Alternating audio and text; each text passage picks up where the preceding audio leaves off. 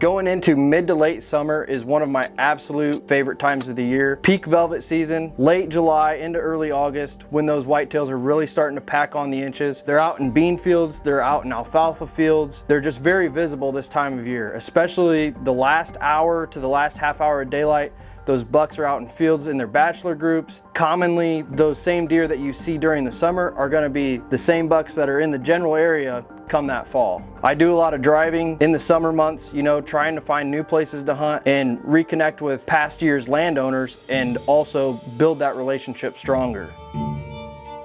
The summer of 2024 was no different. I did the same thing that I've done the past few years, picked up some new properties. We got some incredible velvet photos, and you know, going into the fall, I was really excited to see what happens. In this episode, I'm going to be sharing some of my favorite hunts and moments from this past season. Lots of ups and downs, lots of close calls, frankly, a lot of different types of hunting. We had so many great hunts and a lot of great encounters, and in this episode, we're going to show you a few of those hunts from this past fall. And finally, we'll end on a high note as I was able to get it done on a deer that I got 2 years history with. What a way to end it.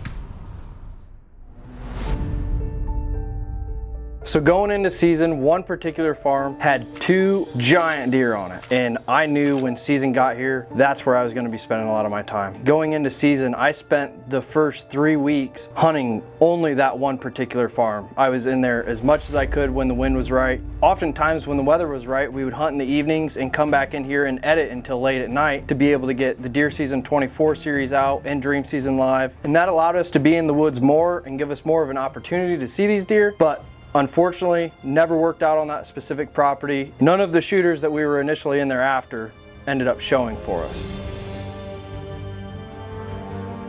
So as the rut creeped closer, the farm that we had been hunting, the trail camera photos really began to slow down, especially as we were getting towards the end of October. I decided to take some stealth cams, put them on some different properties, managed to get some awesome photos of a great big 6x5 on the evening of October 31st. The next day, November 1st, Darren and I went in, we hung a tree stand, and we're set up for the evening in hopes to see this big 6x5.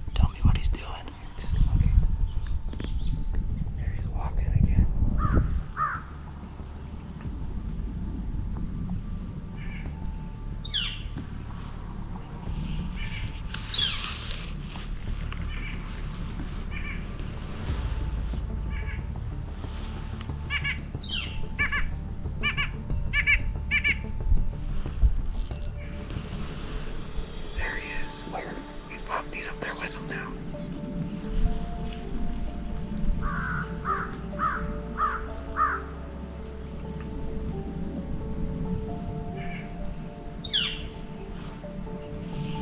What an absolutely awesome encounter with that 6x5. We hunted there a few different times after that, but unfortunately that 6x5 went MIA. Not sure what happened to him, but that was the last time we seen him. And that rolls us right into the beginning part of November, and we actually had some great weather. The cameras were beginning to light up. That leads us into a farm that I've had permission on the past 3 years. One deer in particular that I called Tall Brow. In 2022, he was a great big deer. He was the first deer I ever got photos of on this farm. Progressively over the years, he's just got worse looking and worse looking and worse looking as far as his body goes, and unfortunately his antlers. He's a deer that Perry and I had an encounter with in the fall of 22. He came running in the timber behind us. Never laid eyes on him in 2023. Here it is, 2024. I get one picture of a deer during the summer. He was almost unrecognizable because he looked so much different than he did in the past 2 years. Nonetheless, he was on the camera. There was a big 9-point in there. So Darren and I are headed in for the afternoon sit on this farm. We have 3 or 4 different tree stand locations, but unfortunately we have an east wind. It was supposed to be out of the south. It's blowing out of the east. So we're deciding to do something a little bit different. We're gonna sit on the ground. We're gonna clear ourselves a spot at this point where I see a lot of deer walk, and we're gonna see what happens. I think we could do that. Nice. Yeah, I like it. We cleared out a spot for us to sit out of these crunchy hickory leaves. And we went through and just nipped some of the tops off of this honeysuckle. Opened up a little hole to our left here in case they come from around that way. Historically, they typically walk these tops and the whole field's alfalfa, but we'll have to keep our eyes peeled and see them before they see us. I like this setup. It worked out better than what I thought it would.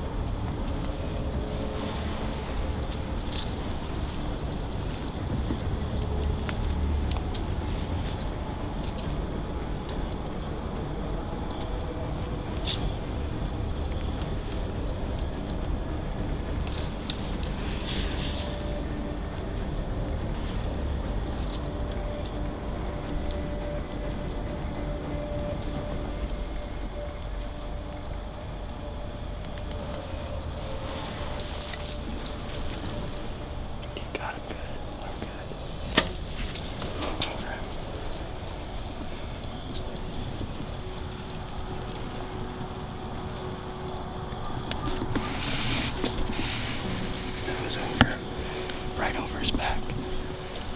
Well, I missed.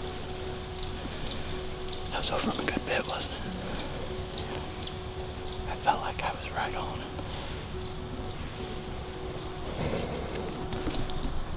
That's what we wanted him to do.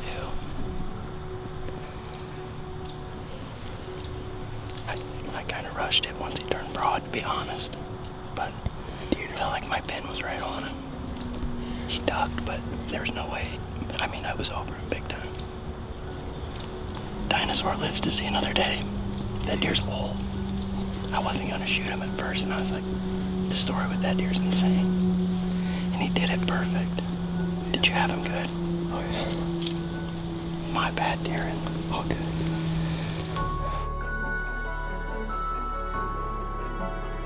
Well, unfortunately, not exactly sure what happened. I'm not sure if my arrow happened to hit a branch that was in front of my bow or if there was a twig between my string and my riser. I'm not exactly sure, but for whatever reason, that arrow hit about 3 or 4 inches high from where I was aiming. But that's hunting, everybody misses, and it's gonna happen at some point. To finally lay eyes on a deer of that age class that I've had that much history with in the years past was a really, really cool experience, even if we didn't get to run an arrow through him. When hunting on the ground, you know, you're eye level with the deer, and you need everything to work almost perfect for that deer to be within bow range and you get the shot and make the shot. And one thing that I think was really crucial in this hunt was the setting sun behind us. Those deer came out on the east side of us. The sun was to our back and we were in the shadows. They never seen us, got within 30 yards, and we were able to at least get a shot off. So as November progressed, we hunted really, really hard. We spent a lot of time in the tree stand, a lot of time in the woods, just trying to make something happen. And that leads us into the evening of November the 16th. The night before, I got pictures of this heavy 10-point with stickers all over his bases. I knew that was where we needed to be, but again, no trees. This is really just a brushy pasture with one thick fence line. Unfortunately, how it's set up with the wind, we were gonna have to have the sun in our face. So Darren and I were going in, we're gonna do the best that we can with it. Hopefully this big 10-point will make an appearance here for us tonight.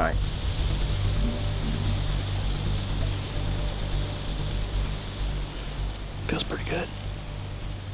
We'll try it. We got a nice hole. We covered ourselves up about the best we can. There's not great front cover, but we have awesome back cover. So we'll have to be very careful when we have deer in the field, but we're gonna have our face masks on and be careful. So we'll see what happens. Feels weird, but it'll be fun.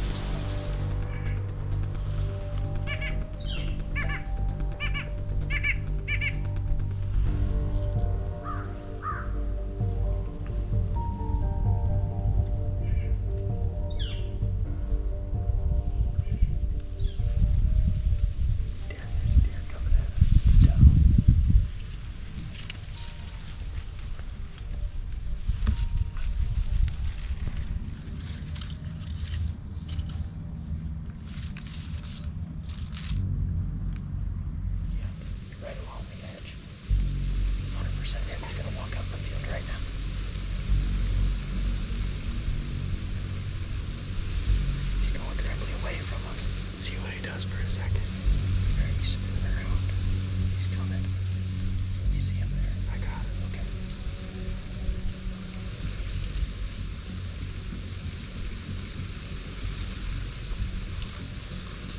Oh my God. He's big.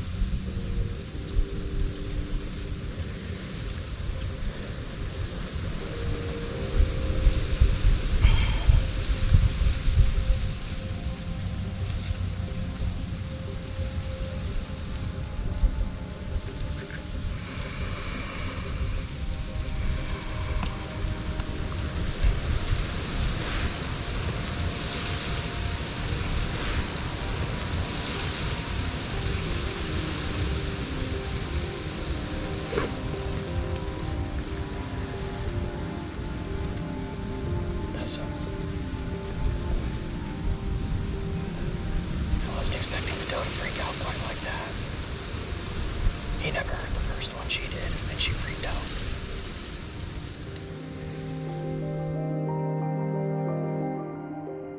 Well, every season has lots of ups and downs, and at this point, I was at the lowest of lows. You know, I've hunted so hard all year. To watch him leave like that, you know, was really heartbreaking for me, because it's like I've hunted so hard all season, and for that to happen, it was just a swift kick.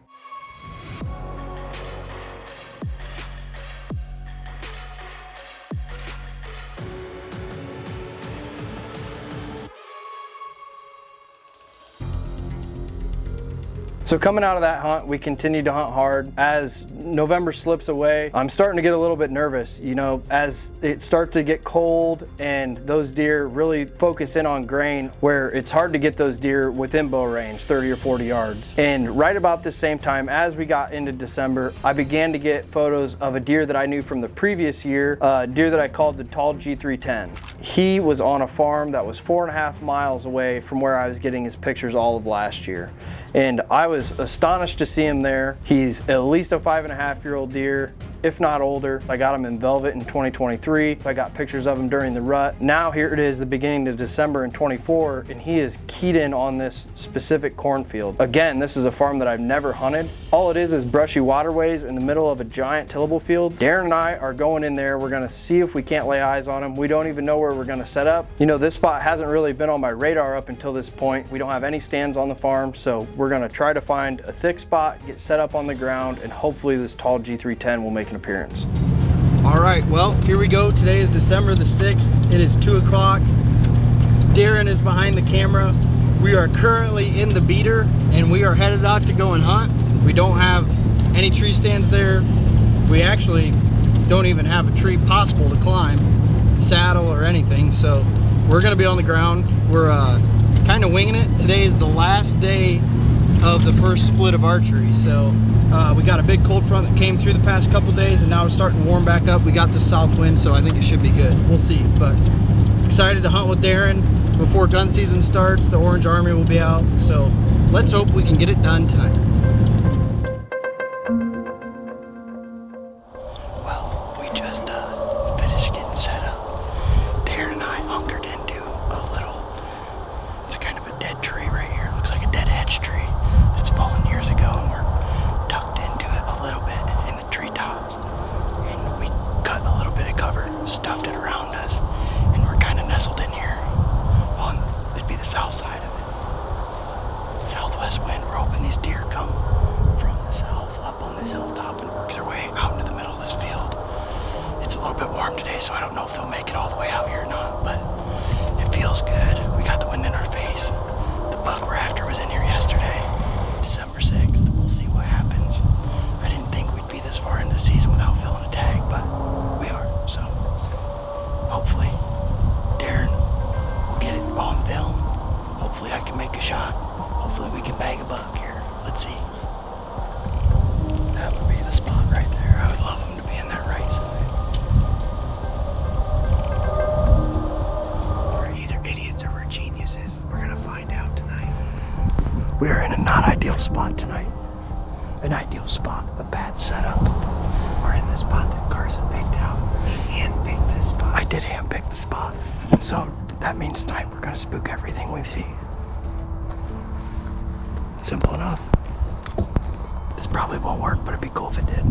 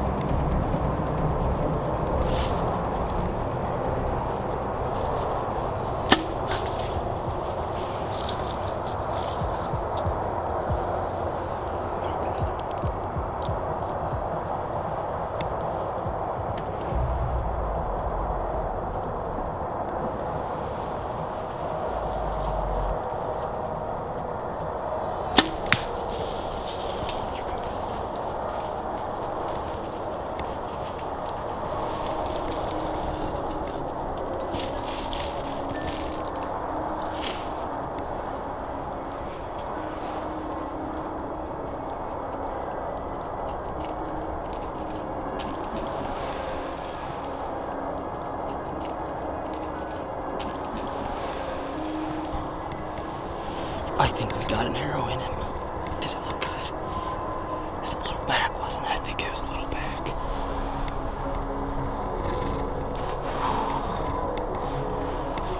I whiffed on the first shot. Under him. I can't believe you got another one, girl.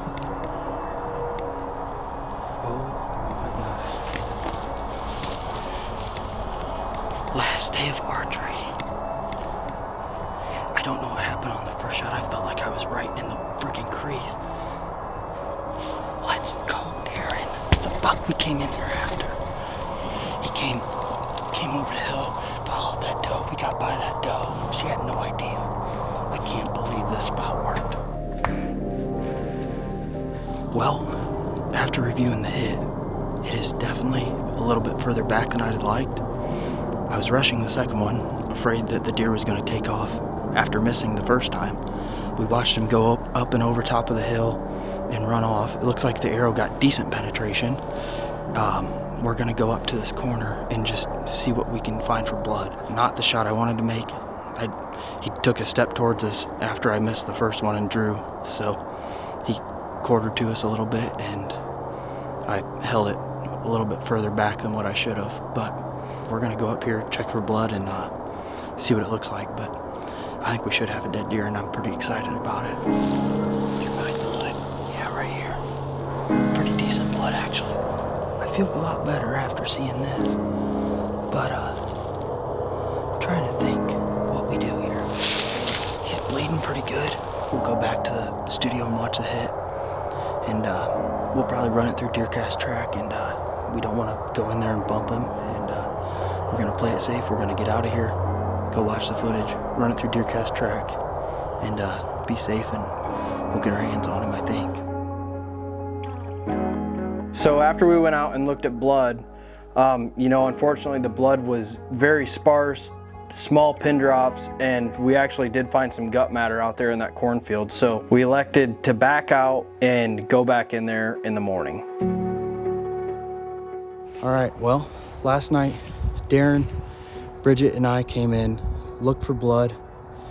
We made it to the top of the hill and then went probably another 60 yards, and the blood really, really thinned out, and we elected to back out and give him all night and come back first thing this morning. Darren's in Missouri, Perry's out on the farm, so I'm out here by myself this morning trying to track this deer, and I'm a little bit discouraged, to be honest, because there's not a lot of blood, and I didn't expect there to be a lot of blood, but there's so little it's hard to track, and I've just been finding pin drops going up this hill. I'm gonna keep going here really slow and just see what I can find, because I'm not sure exactly which direction he's headed. I can see my arrow up there. Right there's my arrow.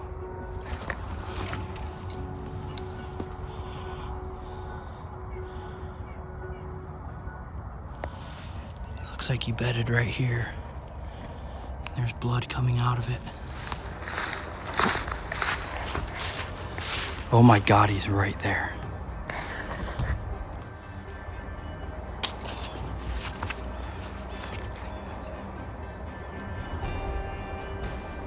Oh my God. I'm gonna go look at it. Oh my gosh. Yes, there he is. I am in complete disbelief right now. I've been looking for this deer since, well, honestly, I was here at 6 this morning. It is opening day of gun season. That's why I have the orange on. We'll get a tag on him here, and then we'll set him up and talk about him once Perry's here to help. So let's go. I never thought I'd fill this archery tag, but here we are. Let's go. All right, guys, well, here he is. I got him drug out. Perry's behind the camera now helping me, but oh, what a relief it is to finally get my hands on this deer. You know, it was a sleepless night last night, waiting and waiting and waiting, but after watching the hit at the studio, watching it over and over and over, we decided giving him all night was the right thing to do, and it paid off. Thankful to be sitting behind him, but definitely not the shot I wanted to make. But he was quartering 2 pretty severe. I didn't realize that at the time, but looking back, I wish I would have hugged that shoulder just a little bit more. Nonetheless, we got an arrow in him and I'm sitting behind him now, so I couldn't be more thankful. You know, the last day of bow season before shotgun season starts, talking about cutting it down to the wire, but what an awesome way to end my Iowa bow season. Huge thank you to Perry, who's sitting behind the camera now helping me out. Huge thank you to Darren, everybody else on the DoD team. Just couldn't be more thankful to be sitting behind this deer today. We're adding new videos every week, so make sure to click that subscribe button and check out all of our amazing content. This segment of DoD TV is brought to you by Muddy Outdoors.